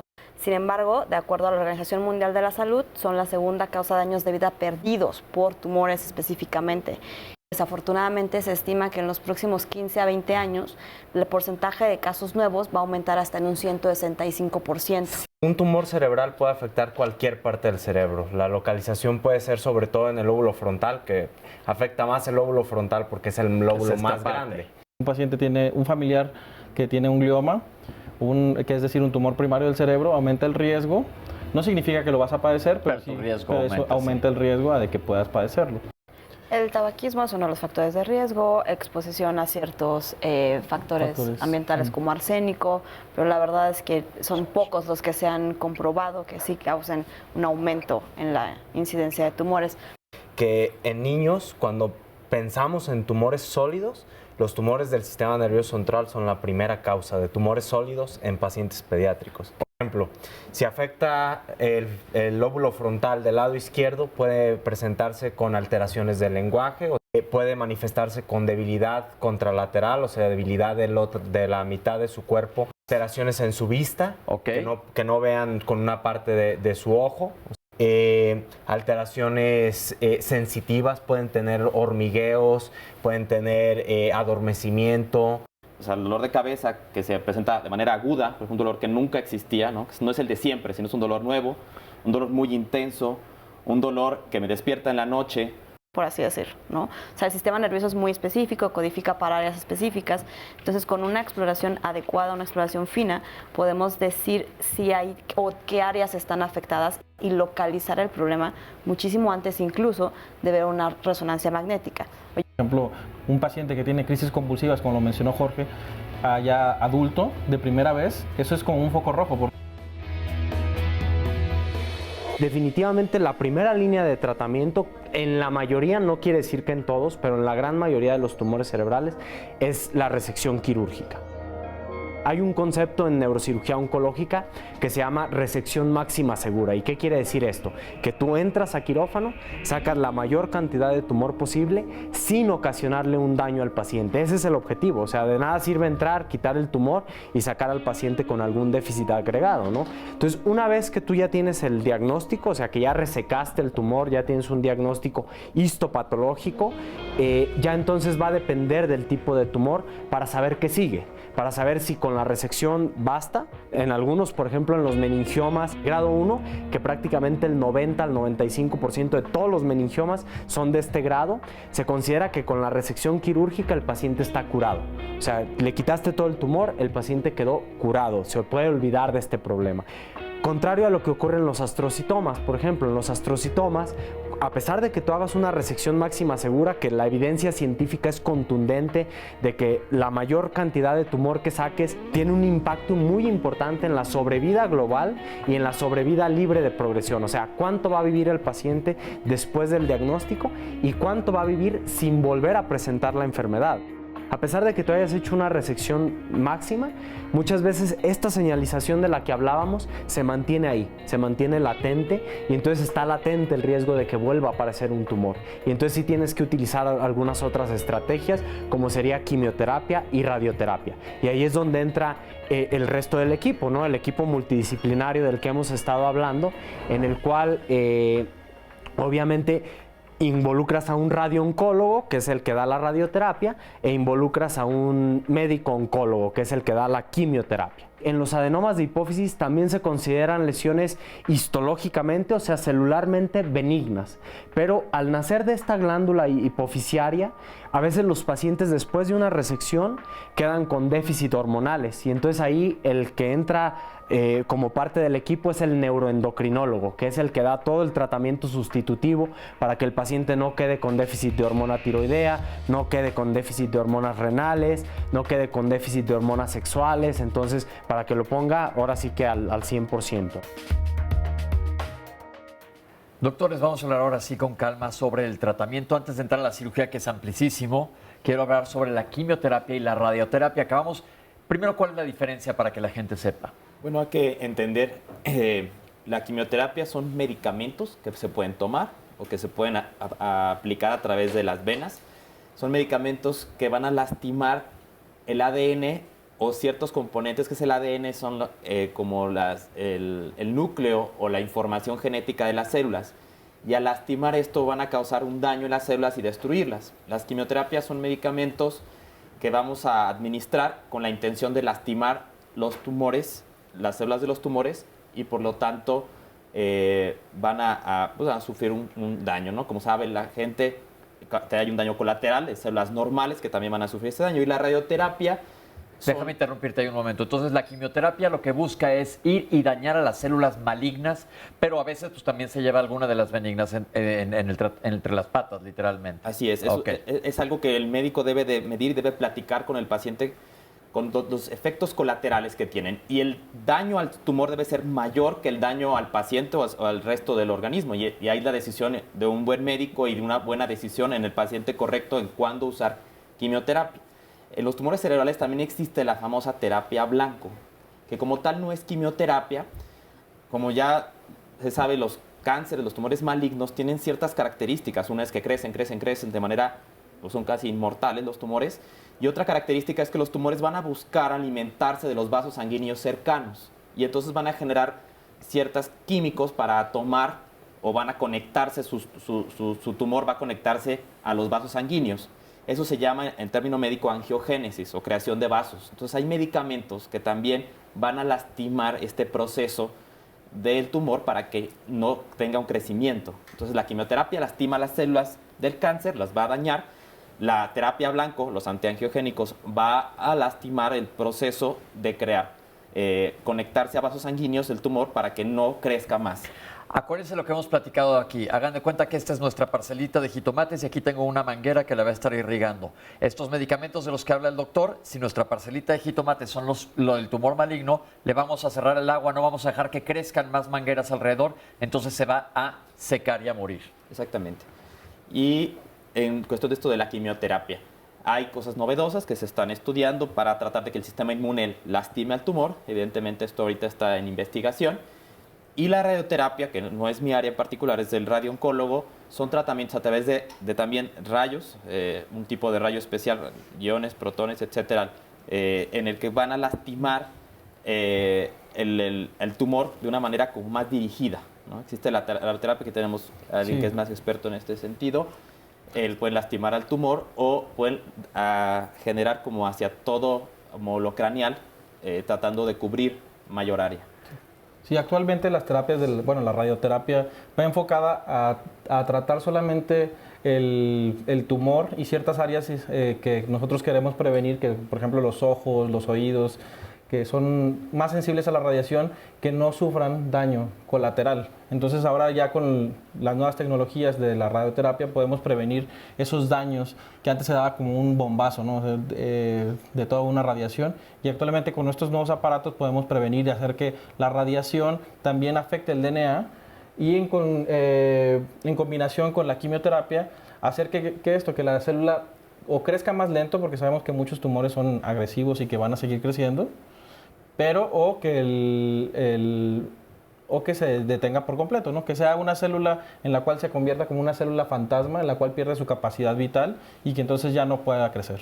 Ok, entonces hay quimio y radioterapia. ¿Qué efectos colaterales hay de cada una y si todos los pacientes son candidatos a estos tratamientos? Bueno, en cuestión de la quimioterapia, la más común utilizada son un tipo de pastillas. Estos medicamentos, pues finalmente, como ya lo dijimos, tienen un daño colateral y van a lastimar al sistema inmune, al sistema que nos va a defender de las infecciones. Entonces, los médicos tenemos que tener, obviamente, muchos cuidados en los pacientes para que al disminuir su sistema inmune ellos tienen más riesgo de tener una infección, entonces llevar cuidados, dar profilaxis con tratamientos, profilaxis, prevenir que vayan a dar infecciones, a ciertos antibióticos que se dan.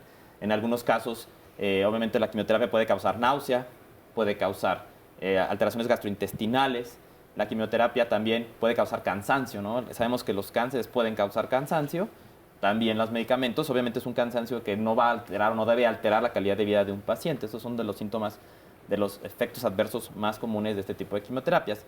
Entonces, cansancio. También los antiangiogénicos, como el que he mencionado, la terapia blanco, sobre todo cansancio, puede aumentar la presión, puede generar algunos otros síntomas como dolores de cabeza, puede causar coágulos en la sangre en muy pequeños porcentajes. Estas cosas se las tiene que explicar a los pacientes porque evidentemente se tiene que avisar al médico en cuanto se presentan alguno de estos síntomas y porque casi la mayoría de los síntomas pueden ser tratados adecuadamente con otros medicamentos o otras terapias. Ok, ¿y en radio? En radiación yo le comento a mis pacientes que generalmente es como si estuvieran insolados, ¿no? Que es la exposición al sol prolongada, nos puede pasar en la playa, en el campo, mismo en la ciudad. Entonces, ¿qué pasa con la exposición a la radiación? Pues nos causa mareo, náusea, un dolor de cabeza importante, un malestar general, o sea, realmente es algo muy vago, porque también la radiación se va dando generalmente fraccionada, entonces se va acumulando la radiación. Y entonces, entre más se va haciendo la radiación, se va juntando, entonces los síntomas se pueden ir presentando. Otro de los síntomas que se puede presentar es la caída del cabello. Eso, el folículo piloso es muy sensible a la radiación y entonces se puede caer o se cae en la mayoría de las veces y también a veces puede haber alguna quemadura, alguna erosión en la piel, efecto de la radiación. ¿Se utiliza quimio y radio en todos los pacientes?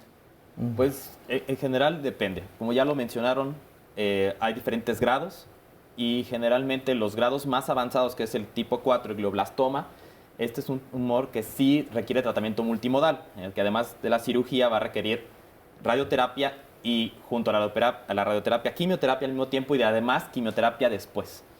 Sin embargo, los gliomas de más bajo grado, pues ya la evidencia de dar combinaciones es un poco menor. A veces utilizamos en los de grado 3 quimioterapias, ya 3 medicamentos, cuando se asocia a... Y esto tiene resultados en mayor supervivencia. O sea, en general, entre más el grado del tumor, o sea, es más agresivo, la quimioterapia tiene un efecto mayor y está demostrado. Sin embargo, pues sí, en general, los tumores sí requieren alguna de las dos tratamientos, además de la cirugía. ¿Y en radio? Igual, bueno, también lo normal es que en los grados 4 se lleve en combinación quimioterapia y radioterapia. Eso es, como ya lo mencionó, que es el protocolo que más aceptado mundialmente está. ¿Y en los grados 1 y 2? Depende de la localización, porque hemos hablado de la resección máxima segura. Hay veces que por la localización se encuentran en el tallo cerebral, que es la profundidad donde se encuentran muchas estructuras vitales, como centros de respiración, del control del corazón, del despertar y del dormir. Y en ocasiones no es posible hacer una resección completa. Entonces, en esos sitios se opta por dar a lo mejor combinaciones de radioterapia y quimioterapia, pero no es lo habitual, ¿no? Entonces, básicamente, como nos acaban de explicar los doctores, el caso es específico y se tiene que hacer un tratamiento a la medida del paciente para ver si amerita quimioterapia, para ver si amerita radioterapia y vamos a hablar ahora sí de la cirugía, porque aparte existen muchos avances nuevos. Tenemos una cápsula que les vamos a enseñar más adelante sobre los tratamientos y los nuevos avances que han aparecido en cuanto a cirugía. Doctores, ahora sí, cirugía, ¿todo mundo es candidato o hay gente a la que ya no se le puede ofrecer cirugía? Regularmente se considera que todos los tumores son candidatos a cirugía, ¿no? Como bien lo mencionas, hay técnicas, hay muchos avances. Un equipo multidisciplinario también en quirófano, o sea, no es nada más meterte a operar y por eso han mejorado los resultados, ¿no? Porque ya cuentas con un neuroanestesiólogo que te puede hacer, por ejemplo, una técnica con el paciente despierto, o sea, tú estás resecando el tumor cerebral mientras el paciente está despierto y de esa forma estás asegurando su función, ¿no? Es muy común que te lleguen pacientes que les hicieron una biopsia, ¿no? Que dijeron, no, pues les hicimos una biopsia y el pronóstico ahí cambia radicalmente a cuando tú quitas más tumor, ¿de acuerdo? Entonces sí por eso es tan importante la cirugía, ¿no? O sea, métodos de magnificación visual, microscopios quirúrgicos, técnicas de fluoresceína que hacen que el tumor brille y el parénquima cerebral o el tejido cerebral se vea normal, ¿no? Me los traigo asoleados, pero es que lo hago a propósito, perdón, es a propósito. El tejido cerebral. ¿De qué está hecho el cerebro? El cerebro va a brillar. El resto del cerebro se ve normal y el tumor se ve brilloso. Entonces sabes que eso es lo que tienes que ir a quitar. Aunque no es nada más como tú decías, no es nada más entrar, lo quitas y te vas. Sino que tienes que asegurarte que lo que estás quitando no sea una área funcional de su cerebro. Que eso es clave, pero a veces los tumores pueden afectar áreas funcionales. Sí. Exacto. ¿Qué sucede en esos casos? Los operamos despiertos, con algo que se llama mapeo, justamente, que es lo que estaba diciendo Jorge. Cuando el paciente está afectando, cuando el tumor está afectando un área funcional, por ejemplo, área del lenguaje o área motora, lo más indicado es que el paciente se opere con protocolo despierto. Ahí lo más importante es justamente contar con la experiencia de un neuroanestesiólogo, que son especialistas que se dedicaron, terminaron la anestesia y hacen 2 años más solamente con pacientes con patologías cerebrales. Entonces son personas que van contigo de la mano, conocen a la perfección el procedimiento y adecuan todas las técnicas del periodo anestésico a la cirugía, ¿no? Entonces el paciente se despierta, se mapea, se le pone una ligera corriente eléctrica para estimular diferentes áreas y evaluar específicamente en qué zona está esa área, porque los tumores deforman las áreas funcionales. Ok, y esto es clave. Y lo que nos está diciendo que el paciente está despierto, quiere decir que está despierto para ayudar, decirles a los doctores, o ellos se van a dar cuenta si está viendo, si está hablando, etcétera, cuando estén haciendo la cirugía, pero el paciente no está sintiendo nada. Esto es bien importante que se los dejemos claro, porque si no sería una escena como de Aníbal el caníbal y suena espantoso. Entonces, no se asusten, el paciente está sin sentir, pero el paciente está cooperando con el paciente, le va a decir el doctor, abre y cierre los ojos o hable. Vamos a regresar para seguir metiéndonos más en Honduras de la cirugía del sistema nervioso central. No se vayan, ya regresamos. Todos los lunes aquí en Diálogos en Confianza el tema es la salud y por eso es importante hacer esta invitación a que se unan al proyecto Tlalpan 2020 del Instituto Nacional de Cardiología, que tiene como objetivo evaluar y ver qué factores influyen en la aparición de la presión arterial en la Ciudad de México. Para esto se requieren de hombres y mujeres que quieran participar en dicho estudio, donde hay ciertos requisitos para poder participar. A cambio van a obtener estudios gratuitos de laboratorio durante los próximos 10 años. Las personas que estén interesadas en participar pueden llamar a los siguientes teléfonos del Instituto Nacional de Cardiología: 55 73 29 11, a las extensiones 24300, 24302 y 24303. Aquí está entonces esta atenta invitación para que se unan al proyecto Tlalpan 2020. Bueno, y además tenemos muchas personas más que quieren participar y compartir su testimonio, cómo han vivido esta situación. Pepe. Vamos a platicar con Lucero. Hola, Lucero. Hola, buenos días. Cuéntenos su experiencia. Bueno, mira, yo soy superviviente de cáncer de mama. Lo tuve hace 9 años. Llevé el protocolo, cirugía, radioterapia, quimioterapia, tomé medicamento 1 año, después ya me dijeron que ya estaba bien. A los 5 años, un día caminando, me desmayo y me da una convulsión. Mi médico me manda a hacer inmediatamente una resonancia magnética y me encuentran un tumor de 2 centímetros. Y él inmediatamente me dice, esto es metástasis. Yo me digo, no es cierto, pero bueno, sigo, me dan un medicamento para las convulsiones, me dan curiosamente cada 3 meses las convulsiones, el tumor sigue creciendo. ¿No te lo trataron inmediatamente? No, me dijeron que era benigno y que con el medicamento se me iba a quitar. Después de más o menos a los 10 meses, cambio de servicio médico. A donde llego, la doctora, que por cierto es la doctora Sonia, me atiende y me dice, no, vamos a operar. Me quita el tumor mide 7 centímetros, o sea, creció 5 centímetros en 1 año. Viene con cáncer, etapa 2. Metastásico, acuérdense lo que dijimos al principio. Nació en la mama, se subió al metro, se fue a su cabeza y ahí es donde creció un tumor secundario. Así es. ¿Y cómo le fue de cirugía y cómo está ahorita? Estoy perfectamente bien, me dieron radioterapia, 10 sesiones que son muy fuertes, es un tratamiento muy fuerte. ¿Qué quiere decir fuerte? ¿Por qué? ¿Cómo se sentía? Muy agotada. Muy mal. Agotada, no me daba hambre, náusea desde en la mañana hasta en la noche, vómito, no podía comer. ¿Y ahorita cómo se siente? ¿Qué le diría a cualquier paciente que esté en esa situación ahora? Pues que tiene que tener mucha fuerza de voluntad. Pensar que se va uno a componer, porque yo creo también que tiene mucho que ver el ánimo, el estado de ánimo. Y bueno, seguir adelante, porque pues hay muchas secuelas. Después de la radioterapia me dio vértigo, que me dijeron que fue parte de la radioterapia. ¿Y ahorita ya se le quitó? Ya se me quitó. ¿Está haciendo su vida normal? Normal. Perfecto. Normal. Y sigo tomando quimioterapia. Perfecto. quimioterapia. ¿Se siente bien? Así es. Entonces hay un buen pronóstico. Hay un muy buen pronóstico. Tengo 10 meses ya tomando la quimioterapia con un inhibidor. Perfecto. Entonces, pues perfecto, o sea, estoy muy bien. Gracias, Lucero. A ustedes. Ahora vamos a escuchar a Mari. Hola, Mari, ¿qué le pasó? Hola, ¿qué tal? Buenos días, soy Mari y soy superviviente de cáncer de mama y de cerebro. Y le pasó lo mismo, hizo una metástasis al cerebro. Sí, en el 2004 me operaron de la mama, me dieron quimioterapia, radioterapias. En el 2006 empecé con unos dolores de cabeza tremendos que me desvanecía. Entonces fui al doctor, me sacaron me hicieron el estudio y me mandaron inmediatamente al centro médico. Y en el centro médico me pusieron una válvula, traigo una válvula, y como a las 3 semanas me operaron del cerebro. Del tumor que tenía en el cerebro. ¿Cómo le fue de cirugía? Me fue pues muy doloroso, muy doloroso.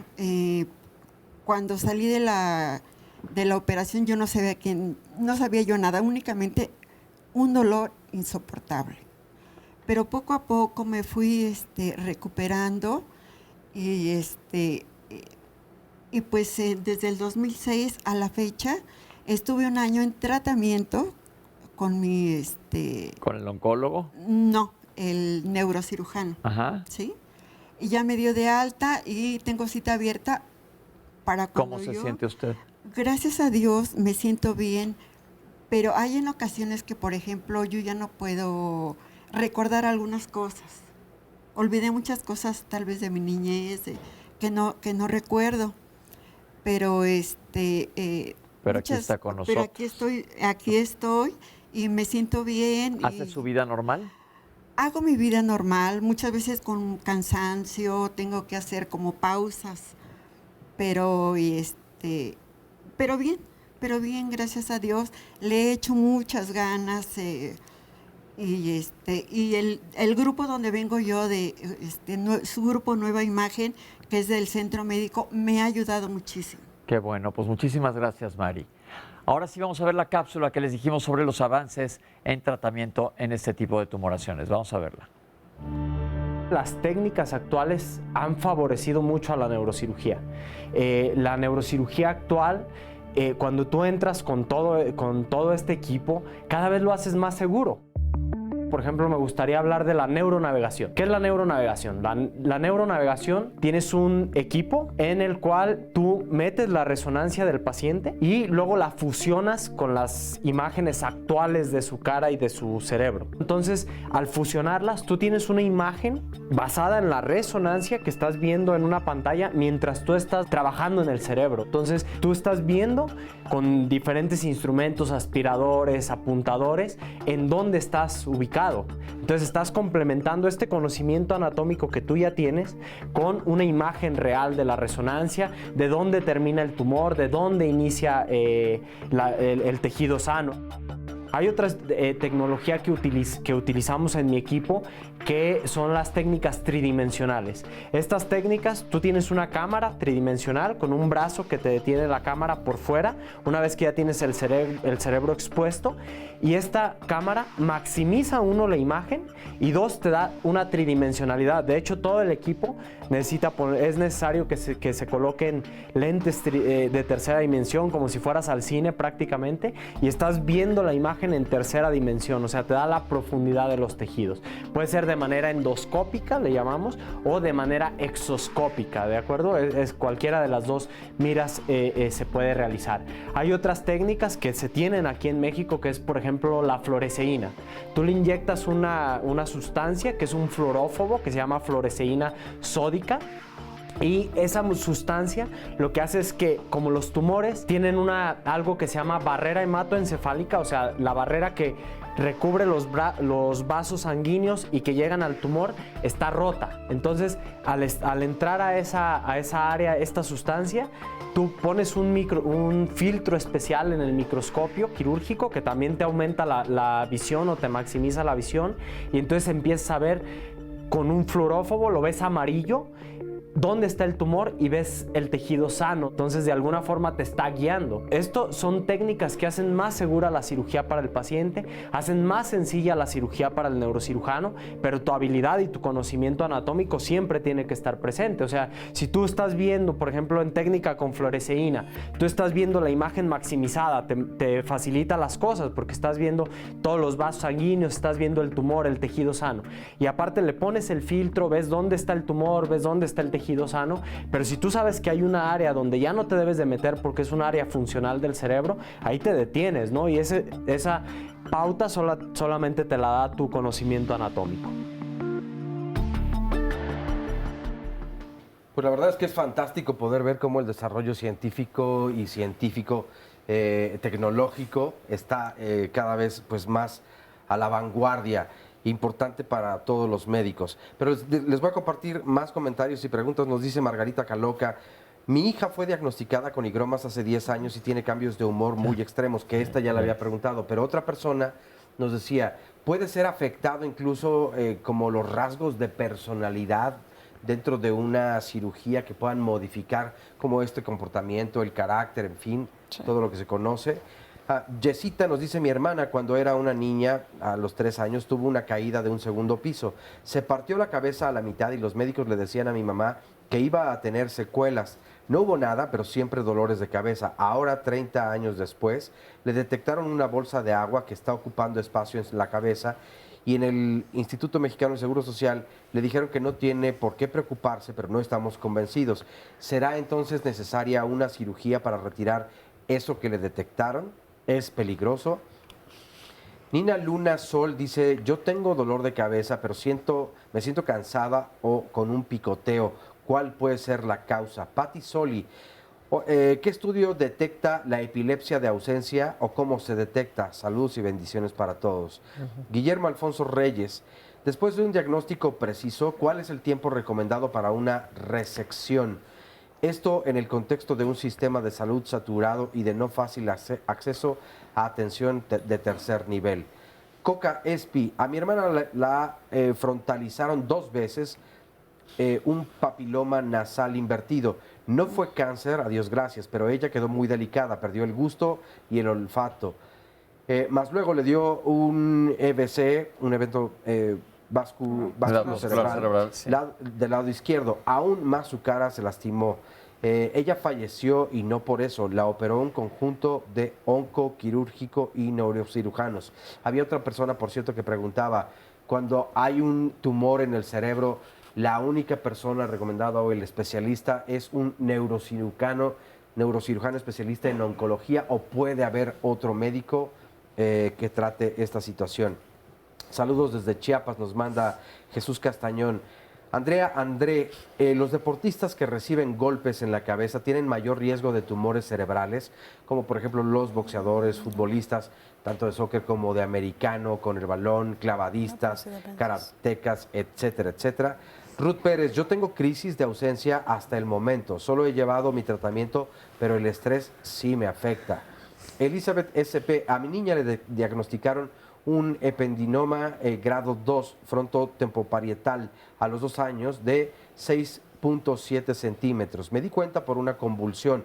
La operó la doctora Carmen Urista del Centro Médico de Occidente en Guadalajara. Le quitaron un 60%. Lo restante se trató con quimioterapia y a los 3 años le dieron 30 radioterapias. Como secuela de la cirugía, mi hija quedó con hemiparesia izquierda. Está en rehabilitación, pero prácticamente no se le nota. Camina, corre y el residuo de ser de 3 centímetros aproximadamente mide 1 centímetro. Tiene ya 3 años en control y doy gracias a Dios por la vida de las excelentes doctoras que han tratado a mi hija. Muchísimas gracias. Guillermo Reyes nos dice, después de un diagnóstico preciso, ¿cuál es el tiempo recomendado para una resección? Esto en un contexto de un sistema de salud saturado y de no fácil acceso a una atención de tercer nivel. María de Jesús Sandoval, ¿me podrían explicar qué es el cavernoma y si este puede ser maligno? Los síntomas que padezco solamente son desvanecimientos. Samuel Berlanga, la neuralgia del trigémino estará relacionada con un tumor cerebral. Y finalmente esta llamada de Berta Montoya. ¿Cuál es la diferencia entre un tumor y un derrame cerebral? Y todavía hay más preguntas, pero bueno, vamos a continuar con el tema. Bueno, regresamos. Ahora sí, doctor, es cirugía. Ya vimos que mapean el cerebro, ya vimos que lo pueden hacer que la zona afectada se ponga más brillosa para que la puedan operar y cortar adecuadamente. ¿Y qué es esto del Gamma Knife del que se ha hablado, la cirugía sin bisturí? ¿Qué quiere decir esto? Bueno, el Gamma Knife nació de la radioterapia, es una fusión de dos técnicas, bueno, de la neurocirugía y la radioterapia, y es aplicación de radiación a muy alta dosis en un blanco muy específico. Ahora sí, priorizando casi al 100% el tejido cerebral, y solamente dañando el tumor en este caso. Entonces es una dosis muy alta y que solamente se da de 1 a 5 fracciones. Generalmente, bueno, con el Gamma Knife, que es un aparato que solamente hay en 2 ciudades aquí en México, se da una sola dosis porque se pone un marco de estereotaxia. ¿Un marco de qué? De estereotaxia. ¿Qué es? Es una fijación en la cual nos ayuda a hacer los cálculos para poder ubicar dónde se encuentra la lesión.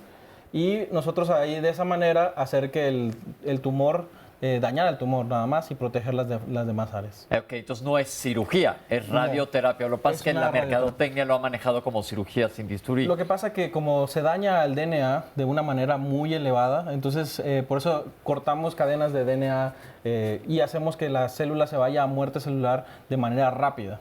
A diferencia de la radioterapia convencional, entonces por eso se le conoce como una radiocirugía. Una pregunta.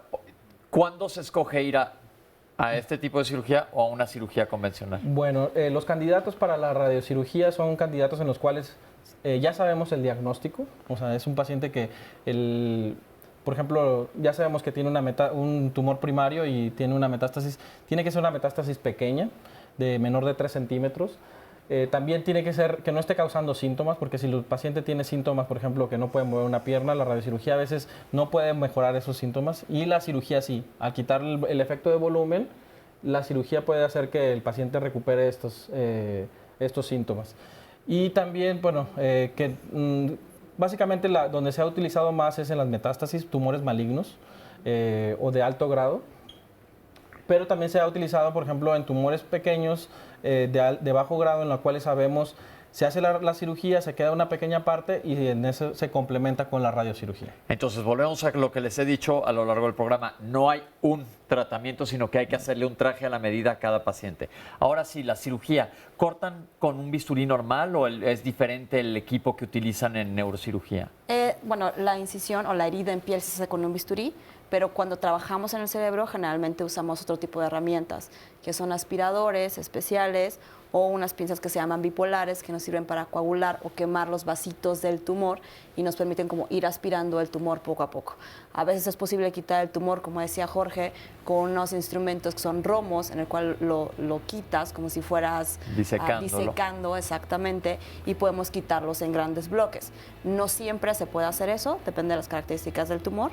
Generalmente Jorge y yo siempre preferimos hacerlo de esta manera porque no ponemos calor directo en el tejido, pero hay veces en las que es necesario usar estas herramientas de coagulación y se usan, ¿no? También existe el aspirador ultrasónico, en el cual podemos mediante ondas ir destruyendo el tejido y aspirándolo, que es un arma bastante útil, y bueno, siempre auxiliados con las herramientas que nos comentaba Jorge en la cápsula: navegación, cirugía con fluorescencia, fluoresceína sódica, hay otro que es Gliolan, que lo pinta de rosa. Entonces, todas estas herramientas son bastante útiles. Como ven, la cirugía del sistema nervioso ha avanzado muchísimo en tumoraciones y existe ventajas para los pacientes. Pero vamos a hacer un corte y vamos a regresar con ustedes hacia la recta final para contestarles sus preguntas.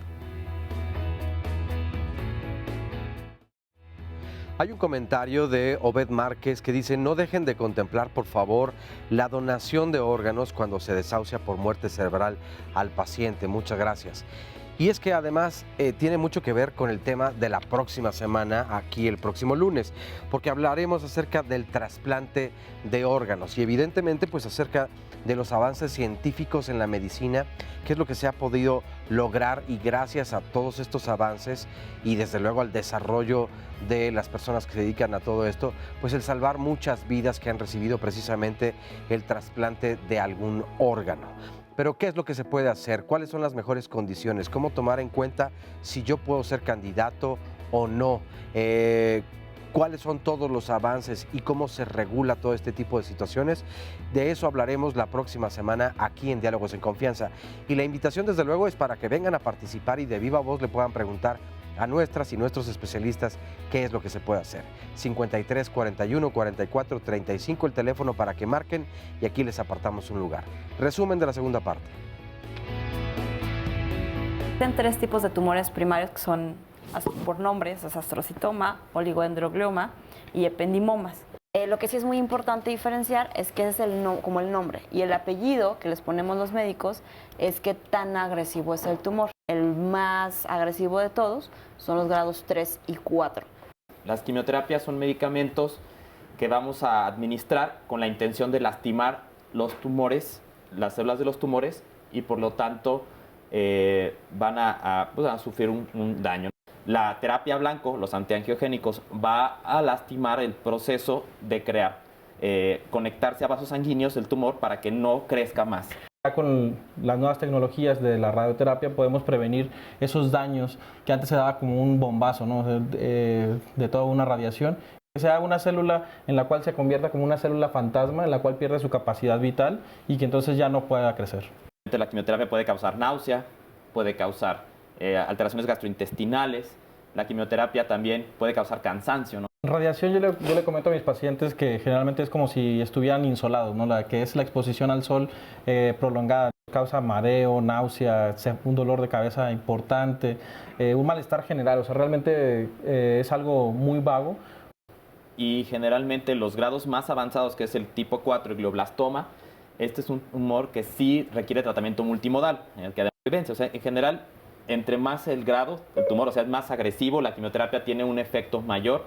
Regularmente se considera que todos los tumores son candidatos a cirugía, ¿no? Cuando el paciente está afectando, cuando el tumor está afectando un área funcional, por ejemplo, área del lenguaje o área motora, lo más indicado es que el paciente se opere con protocolo despierto. Hola Edgar, ¿cómo estás? ¿Cómo has estado esta semana? Pues mejor. ¿Mejor? ¿Has trabajado en casa? Sí. La rehabilitación neuropsicológica está basada en la plasticidad neuronal, plasticidad cerebral, que es una capacidad que tiene el cerebro para reorganizarse y reconectar con algunas estructuras nuevas. ¿Quién te estuvo ayudando a trabajar en las actividades en casa? Mi esposa. Excelente, muy bien. Cuando hay un tumor cerebral puede haber alguna afectación estructural que dañe no nada más de estructura, sino que también las conexiones de manera aferente o eferente. Por lo tanto, la función de la rehabilitación es estimular mediante actividades y estrategias compensatorias que esta conectividad se lleve a cabo. Primero se realiza una evaluación neuropsicológica. Estas pruebas se van a enfocar en cada individuo, es decir, la edad, la escolaridad, el nivel socioeconómico, la profesión que tienen, y una vez que obtenemos el diagnóstico neuropsicológico, lo que continúa es diseñar un plan de intervención personalizado, tomando en consideración también a la familia, porque se requiere de mucho compromiso, ya que las sesiones se tienen que llevar a cabo 2 veces por semana y se recomienda a partir de que se da el diagnóstico y se da el tratamiento, pues que sea lo antes posible que se eche a andar este plan de intervención, es decir, al mes aproximadamente, para tener un mejor resultado. Y normalmente la duración es de 6 meses a 1 año aproximadamente. Obviamente la pauta la va a marcar mucho el paciente. Me falta agregar estos 2 elementos. Obviamente va a ser una observación periódica. Se realiza la primera fase del plan de rehabilitación neuropsicológico. A los 6 meses se hace un corte realizando nuevamente una evaluación para ver en qué punto nos encontramos. Una vez que se hace este corte intermedio, se continúa con la segunda fase del plan de rehabilitación y posteriormente se hace una evaluación final para que podamos dar únicamente estrategias de mantenimiento o cambios en la rutina o en los hábitos del paciente que puedan mantener lo que se ha logrado recuperar o conservar de las funciones psicológicas superiores, que serían la atención, la memoria, el lenguaje, o dependiendo qué es lo que se quiere trabajar con la rehabilitación neuropsicológica. Durante las sesiones de terapia va a depender mucho si es un tumor, por ejemplo, lo que está presentando el paciente, pues son lesiones focalizadas. Es decir, que sabemos perfectamente cuál es la estructura que se está dañando y probablemente cuáles son las conexiones con otras estructuras cerebrales que se pueden ver implicadas. Entonces, él se salió de La terapia tiene que ir diseñada hacia fortalecer o compensar estos déficits que se están presentando, pero no desde el déficit, sino desde la fortaleza que el paciente conserva. Es decir, si el paciente conserva una buena memoria, un buen lenguaje, un adecuado nivel de conciencia, a partir de estas fortalezas vamos a poder impactar y compensar las áreas funcionales que se están viendo más afectadas. La rehabilitación neuropsicológica considero que es vital en el tratamiento de los pacientes que tienen un diagnóstico de tumor cerebral, ya que estamos tratando de conservar las funciones cerebrales, es decir, el lenguaje, la memoria, la atención, el movimiento, y de mantener las que no se vieron afectadas. Además de esto, pues lo que se busca es que el paciente tenga el adecuado nivel de calidad de vida, tanto él como sus familiares. Okay. Excelente. ¿Es todo, otra?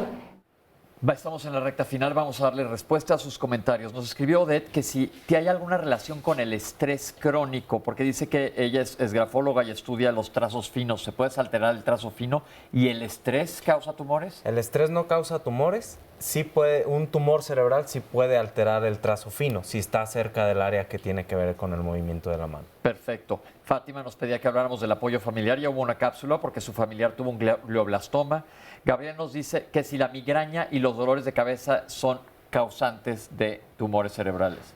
No, son síntomas que pueden ser asociados a un tumor, pero no todos, no siempre. En la mayoría de los casos, un dolor de cabeza no es un signo de un tumor.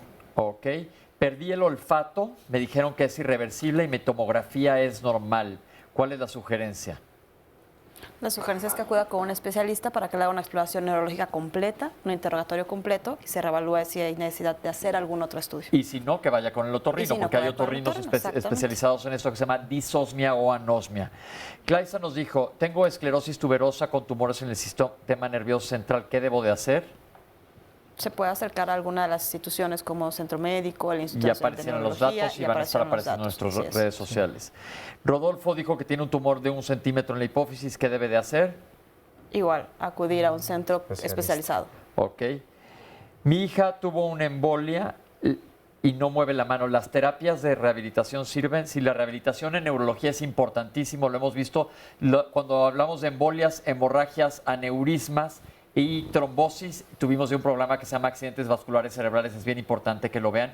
Y un accidente cerebral vascular, una hemorragia no es lo mismo que un tumor, un aneurisma no es lo mismo que un tumor. Un aneurisma es que se le haga un chipotito a una arteria y se pueda romper y sangre, pero no es una tumoración. A los 66 años mi familiar tuvo un tumor, no nos dice qué tipo, y perdió la vista. ¿Cuál es el pronóstico? Depende del tumor, hay que evaluar el caso. Ok.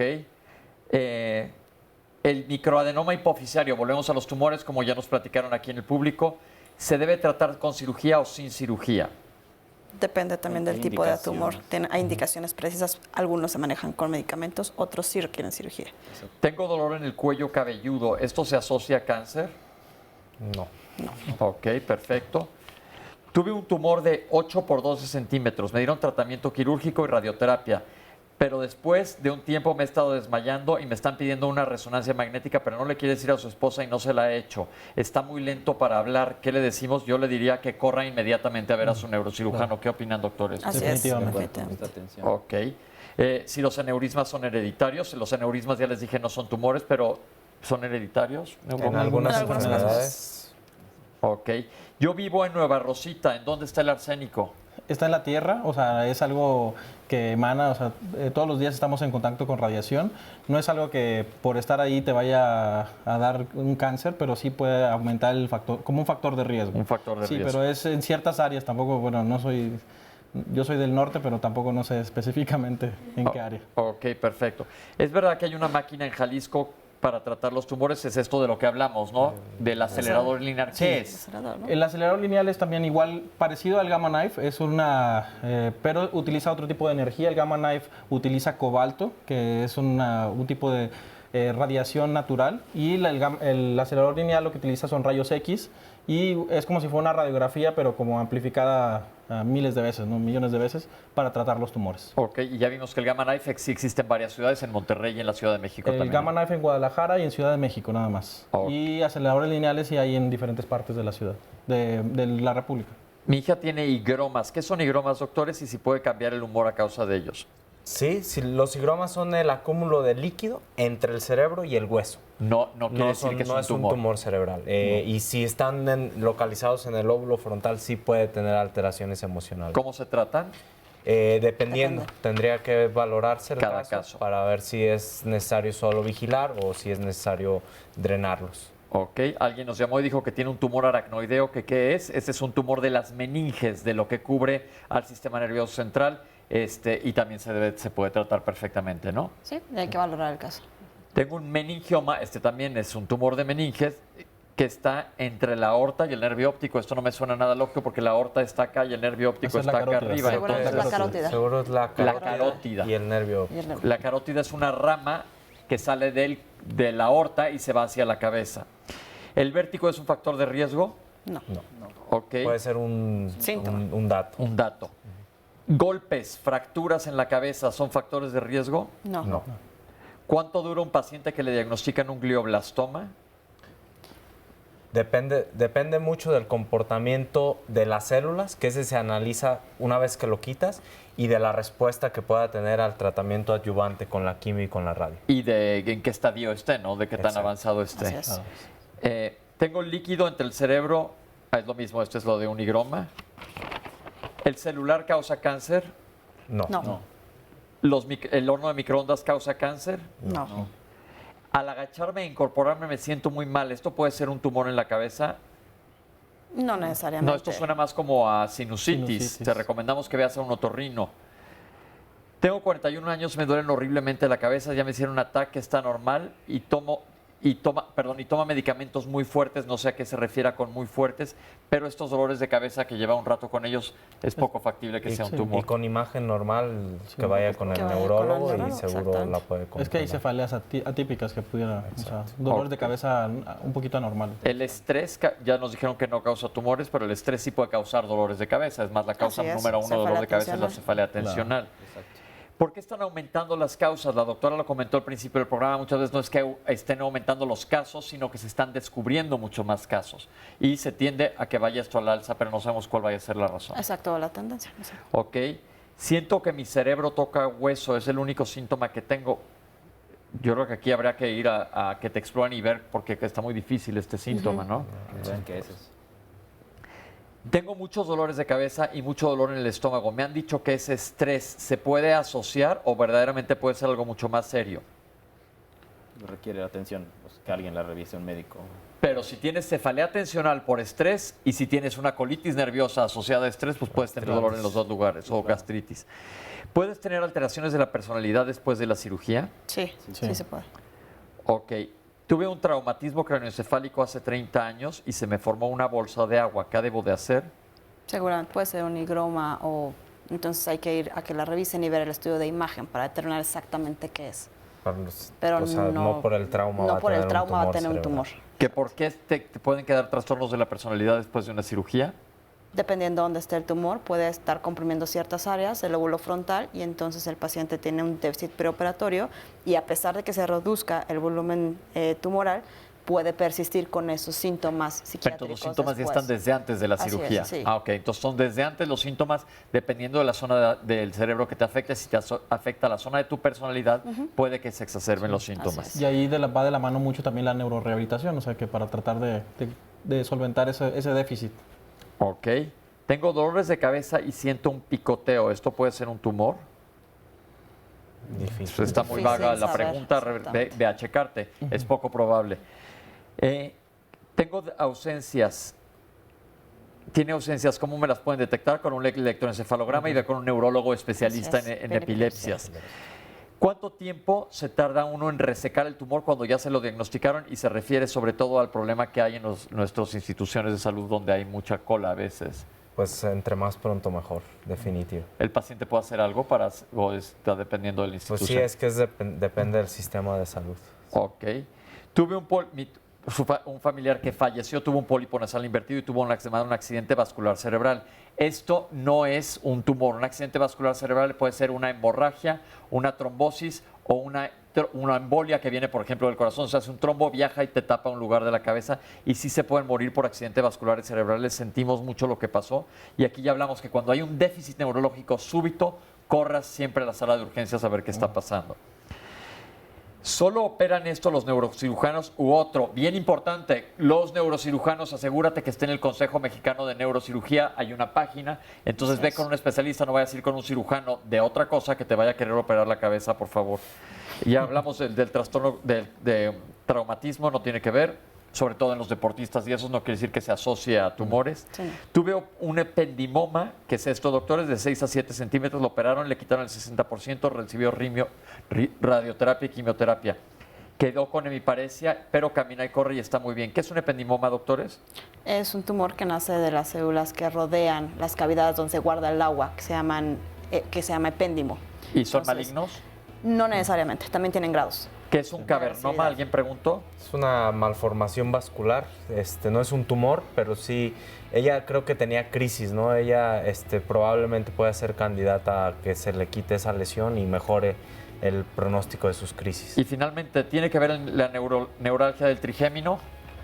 Hay tumores que pueden manifestarse. Pueden causar la neuralgia, pero la neuralgia del trigémino no causa un tumor. Se nos acabó el tiempo. Primero que nada, al público que nos acompañó, gracias por sus testimonios. A ustedes en casa que nos han acompañado. Oscar, muchísimas gracias. Muchas gracias y muy buen día. Y creo que hemos dado muchísima información, sobre todo que ha quedado muy clara. Les doy las gracias a los especialistas que nos acompañaron el día de hoy. Gracias. Y nos vemos la próxima semana. Esto fue Diálogos en Confianza. Nos vemos.